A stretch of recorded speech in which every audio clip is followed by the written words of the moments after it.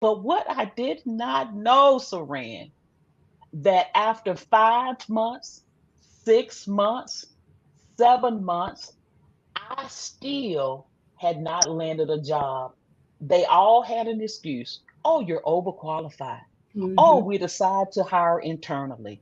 Oh, it was something, one thing out of another. And all those months, I began to dwindle my savings, tapping into my 401k, borrowing money here and there to make ends meet. And I had to end up making one of the worst decisions ever.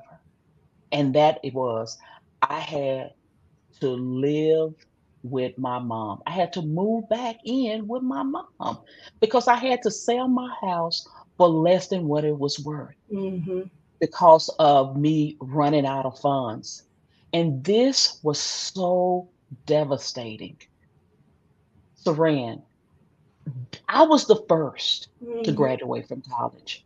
I Mm-hmm. was the first to make it, right? Mm-hmm. And here I was coming back to my childhood bedroom, Mm-hmm. wondering, why did this happen to me?